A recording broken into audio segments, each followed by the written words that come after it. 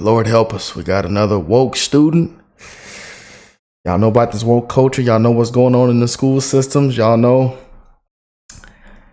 we're living in some dark times, and I'm wishing the best, not only for you guys, man, but for your kids, man. The next generation, the future, man. And again, we are living in some dark times, y'all. It's scary, man. It really is. But again, wishing the best in all you guys' life.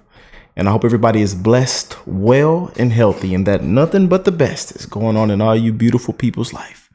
And as you can see by the title, this thing's finna get spicy. And I told y'all, that truck got a check engine light. We ride.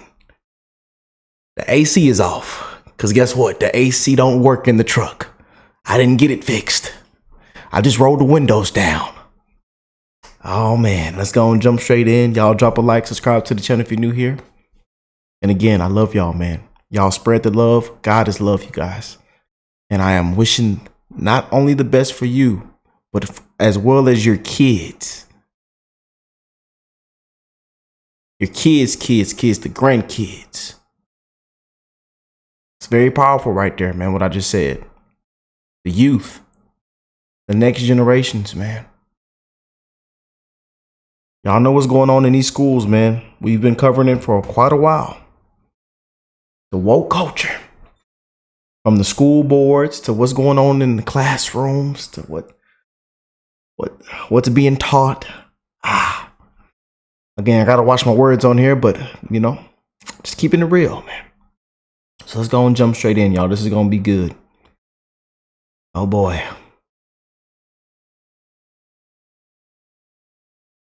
War II, the white middle class soared to prosperity. After World War II, the white middle class soared to prosperity as a result of bills like the GI Bill.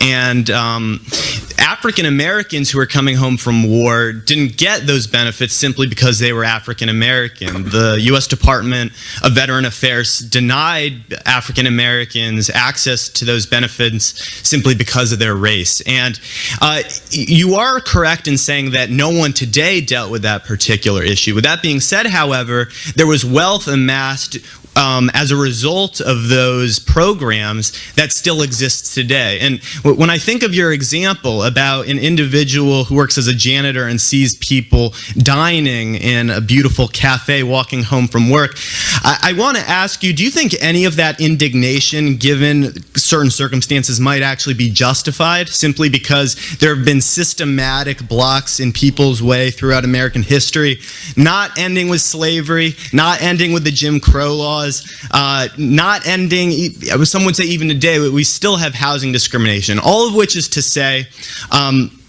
you found that during the Cold War era, there was a massive boom in the white middle class's prosperity, and you just didn't have that among African Americans, not because they weren't meritorious, but because they were discriminated against. So, let me ask, you know, we're in a very smart college. It's worth pursuing a discussion on these points. So there are Americans whose present benefits are due to past advantage. By the way, this past advantage, which is often assumed to continue with the white man, actually goes all the way back to the beginning. The American Indians who were here first, right, had a huge advantage. We presume that they owned the whole country. Now, by the way, let's pause for a moment. How do you get to own a country? If you have Cain and Abel is a shepherd, and Cain is a farmer, and Cain says, okay, I'm not going to put a fence around the whole world. I own it, because I'm the only guy here. You're a shepherd. And my descendants will now inherit the earth, and anybody who shows up is a usurper. Rousseau says that the first guy who puts up a fence and claims he owns something is a con man. So the American Indians came. They happened to be first. They came in a bunch of tribes. The Navajos who got the land took it from the Hopi or the Pueblo. Their law of the jungle was conquest. That's how they got the land. There's a big fight about the Black Hills that I cover in the film. The Sioux who got the Black Hills took it from the Cheyenne. He's he's not lying. Oh, Let's boy. be honest, he's not even lying. No one truly owns land. People acquire land by conquering the people who live in that land and taking over. Way before Europeans came to set up colonies, the Native Americans were there first. But you have to wonder, who was there before the Native Americans? I cover in the film. Oh, boy, we're going to school. The Sioux who got the Black Hills took it from the Cheyenne. So when we say, oh, give us the land back, are you going to turn around and give it back to the Cheyenne? Oh, no, it's ours. Really? How come you own it forever now? So what I'm getting at here is history is very complicated. Let me give you the example of India so we can look at this at the level of theory. Okay? India was invaded by the British and earlier by the Afghans and the Persians and the Mongols. So you have all these successive invasions, right? Are you actually saying that you believe in a rule of social justice today that says globally, let's look at this as a global rule of justice, I'm going to figure out whose ancestors did what to whom, and I'm going to return goods that were illicitly taken from the beginning to the people who had it originally. Do you believe that that's a viable way to organize our society? Do you believe, if I can ask you a direct question, that you are the beneficiary of white privilege here at Amherst? I Yes do. or no? Well, yeah, and Pause. Okay. If you are, can I ask you a further question? Oh, okay, yeah, but I don't just say it in a I don't say it in a self-flagellating and self-aggrandizing way. Hold on. Okay, go on. You know what? I really try not to. I'm simply saying that because you asked me. Really, I view the recognition of one's privilege as an impetus to change things. So I don't just say I have white privilege. I try to help those who have not benefited from such privilege. How? Hold on. Let's pursue this for a moment. You say, this is actually very important because there's a psychology here, right? Well, you see, I'm going to answer your question, but I'm really not trying to attack you. I'm not trying to be provocative. I just find that often, I think the essence of much of this discourse surrounds hypocrisy, and you're trying to demonstrate that I'm a hypocrite. I say I benefit from white privilege, yet I don't actually do anything. But I'm gonna backpedal and say that ultimately I think what the greatest vice is cruelty, and I'm not gonna. I don't want to be hypocritical. So to answer your question, I'll start in high school. I mean, do people want to hear this, or do we? Educated. Let them know. As a black individual, I can kind of understand why you do have whites on the left, younger whites on the left, who believe that it's their duty to try and help black individuals who they feel are less fortunate than them. Like, I can kind of understand why certain white individuals on the left believe that black individuals are not where they're supposed to be, and they feel guilty about the sins of their ancestors. But at the end of the day, you are not responsible for what your ancestors did. I could see why you might want to apologize, but again, I wouldn't say it's necessary that you apologize on behalf of your ancestors. It's insane. You can't really. This thing gets real sticky. Y'all remember what we said in a previous video? Oh boy. Blame yourself for a system you were born into. Educated. Let them know. Listen to you. Look, let me say where I'm going with this, because I think you're. All right, well, too bad. all of which is to say, it's not like I picked anyone out to help based on the color of their skin, but I was a tutor for people who tended to be low income when I was in high school. I suppose that would be one direct answer to your question, because oftentimes disparate educational opportunities are grounded in disparate economic systems, or systems that produce disparate economic outcomes. So that's one way that I would combat it on an individual level. All right. Here's what I'm getting with this, okay? Oh boy. One of the benefits of a good education of reading people like Nietzsche is you begin to understand how deep the human desire is for moral self-exculpation. Moral self-exculpation. Now, you say, and I didn't say this, you said this, I'm a beneficiary of illicit white privilege. Okay? Illicit? Why isn't all white privilege illicit?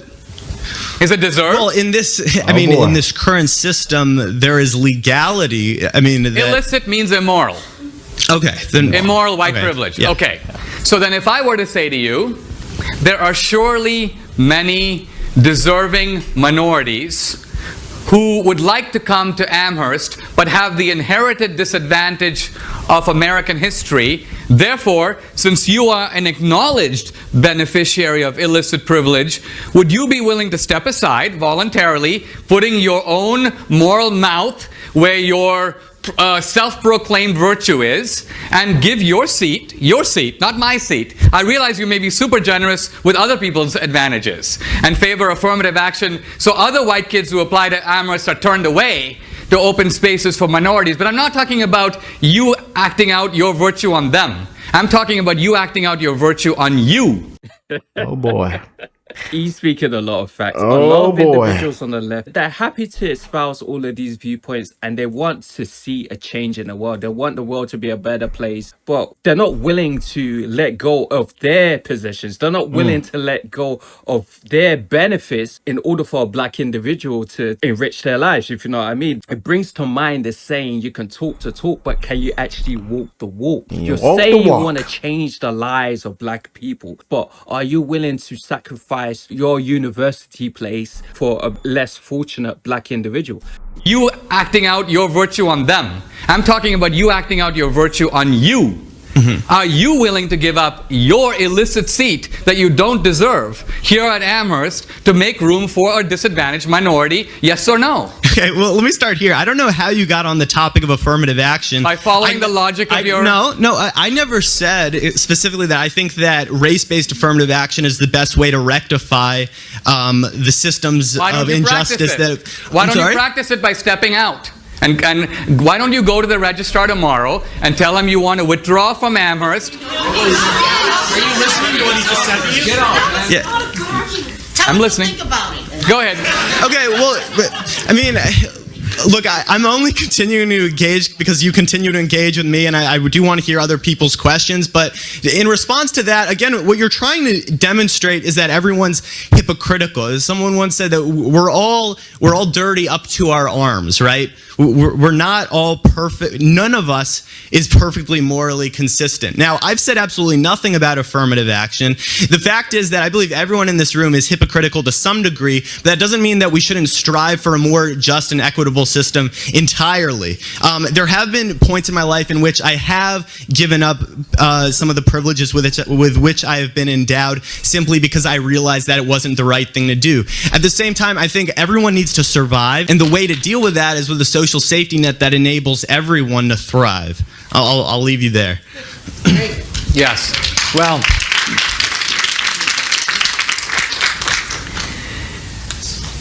the core of the American system, this will actually answers your question directly, is that what do we do about the conquest ethic of the past?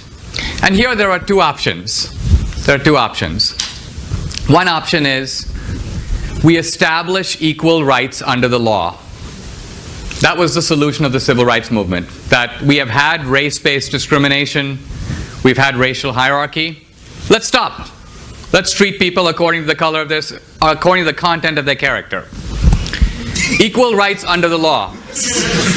Equal rights under the law. The other option, which you're defending, is you could essentially call it, let's correct for history. Let's correct for history. Let's try to find out who are the people in possession of stolen goods, and let's return it. Now, the first thing I'm trying to say is, this is a hugely controversial principle because it actually involves wrecking the freedom of a free society. You basically have to put it frankly, if we were to carry that out, go into people's homes and take their stuff. Take their furniture, take their cars. You don't seem to have even the guts to do that. You don't have the moral self-confidence to do it yourself. It may be, if I am advocating a rule of social justice and I'm advocating it for the whole society, before I persuade everybody else, let's say I'm a Christian and I believe everybody should give 10% of their wealth to help the poor. And I go, you know what? the Bible says this, the Bible says that. Everybody should give 10% of their wealth to help the poor. And somebody says, Dinesh, are you giving 10% of your wealth? And I'm like, actually, no, but I did do some tutoring. And you go, wait a minute, aren't you advocating? Aren't you saying that there is a moral duty to do this? Why don't you do it? Before you convince us, you do it. And you're like, I don't think I should do it because society is extremely complex, and I don't think I should do it unless everybody else does it. No. Either you believe in it and you do it. Once you've done it, you might impress us. And then you might convince the rest of us that our wealth is also ill-gotten. But you can't do it. And I'm not trying to indict everybody of hypocrisy. Only you. He's making a point. If you want to make a change, you got to do it yourself. You can't just be relying on other people to do it for you. And that's the problem with the left. They want to see a change. They want the world to change, but they're not willing to actually really do anything about it. The left can be very intelligent, very eloquent, but when it actually comes to action, a lot of them are not willing to do anything. Dinesh actually asked the students to give up your position at Amherst University, give it up to a black guy, but he's not willing to do that. He's not really entertaining that idea. It's a fantastic university. I'm guessing his parents probably paid for him to go there, you know, so naturally he's not just going to give it up. Throughout the years, there have been many black leaders that have called out the left, like even Malcolm X called out the left. He stated that he despises when you have these white liberal guys at the forefront of black movements claiming that they're helping, but really they're just leading these movements in order to get this fame, in order to get this money. So I understand what Dinesh is saying. If you want to make a change, you gotta make the change yourself. You can't expect other people to do it for you. You can't do it. And I'm not trying to indict everybody of hypocrisy. Only you. Because you're the one who said, I'm the beneficiary of illicit privilege. So you're a really good starting point, because I'm asking, if you're in possession of stolen goods, why aren't you willing to return them? So that's why fundamentally I see your charity. You know, during the Civil War, there was a guy who goes, I'm very happy to give, I've given 3 cousins to the war and I'm ready to sacrifice my wife's brother. That's basically your ethics. You're willing to have social justice if other people pay, but you're not willing to pay. So that's the problem. And that's the problem with the progressivism that marches behind social justice while protecting its own privileges. You know how you said, we all have to survive. Really? You have to be at Amherst to survive? You don't have to be at Amherst to survive. You have to be at Amherst to benefit. You have to be at Amherst because you're getting opportunities at this college that many other people are not getting. So if you say you believe in equal opportunity, you're a hypocrite, because you are taking advantage of opportunities unavailable to others. But for you, this hypocrisy is fully justified because you are militating on behalf of the poor. But if you are against privilege, this college is privilege. So there's a glaring hypocrisy, and you will never turn your moral mirror on yourself to say, what am I doing about it? That's my point. For you, society should act before you do, to enforce your moral code. Let's take a couple more questions. Very fascinating discussion. Oh boy. Dinesh called him out on his hypocrisy. The left are very holier than thou. They're very virtuous, you know. But that's just a facade. Behind the scenes, they want what everyone else wants. They want to live comfortably. They want to have the wealth, but they want to have the humbleness at the same time. That's the left in a nutshell. Just like Rupert Murdoch, a lot of these young leftists, they're going to grow up, they're going to start making money, and they're just going to reject it. A lot of individuals who used to be leftists, suddenly now they're on the right. No one ever talks about this, but it's going to happen. I hope you guys... Boy. Told y'all I was gonna get spicy, man. I'm actually starting to enjoy these videos y'all are sending over, man. And all these, you know, these debates, these students, these professors, man. But we talk about, especially with the college level, boy. But y'all let me know what y'all think of that, man. Comment down below.